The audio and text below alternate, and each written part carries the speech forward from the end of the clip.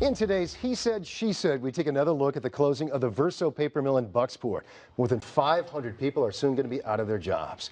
Governor Paul LePage spoke out about the mill, as did the two men who hope to defeat him next month, Congressman Mike Cianchette and independent challenger Elliott Cutler. We now welcome in our political analysts once again, Cynthia Dill and Mike Cianchette, to talk about the impact that this news could have, well, obviously on all these families, but also on the governor's race right now. Thanks so much, as always, for coming in. It's nice to be here. Thanks, Greg. Let's start with you, Cynthia. The news, well, let's start with the obvious. This is bad news, obviously, for this region and for the state. When a paper mill closes, it's like a death in the community. It really is bad for the employees. It's bad for, obviously, the communities that rely on the tax revenue. It's bad for the businesses who depend on employees to have wages. So it's really bad news. Do you see it playing into the governor's race right now with such a short period of time before the election? Oh, sure. Anytime there's a crisis, there's an opportunity for a candidate to show how they would react to crisis, and there's an opportunity to show their leadership skills. So it creates fear, and fear sometimes really begs for change. And so candidates who are trying to take out an incumbent can use these crises to bolster their creds. And we're probably already seeing that. In fact, we are already seeing it, sure. Mike, your thoughts on this? Yeah, I think Cynthia's absolutely right.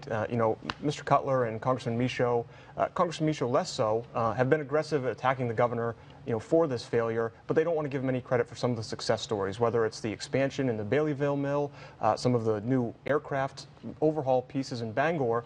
So there are good news stories out there, but the fact is, it's a challenge for Bucksport. It's going to be a big problem. It's going to take all of us working together to get it straightened out. And Mike, we did see a statement from Elliott Cutler, for example, a short time ago, saying that he believes that, quote, this is a time when we need to ask ourselves whether our state leaders have been doing all they can to prevent something like this from happening and ensuring the continued operation of the mill in Bucksport.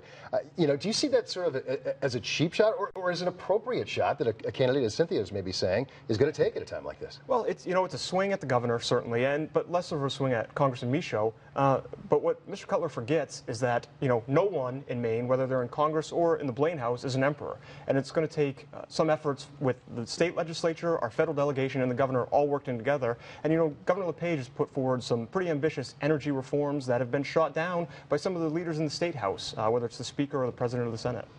Cynthia, your thoughts? Well, it gives Mike Cianchette an opportunity to stand with the workers, because at the end of the day, it's the workers in Waterville who don't have a contract. It's the workers in Bucksport who are out of a job. And I think a campaign theme of his is that he's on the side of Maine families and Maine workers. So even though it's a crisis, it also presents an opportunity to sort of hammer home the message that, I'm with you. And you both agree, though, the economy is often the message when it comes time for voters to fill in a box come Election Day. Always. It's the economy, stupid. Yeah, that's the line. All right, as always, it's great to see you. And, of course, you can read their blogs all the time at our media partners at the BDN as well. Adrian, we'll send it over to you.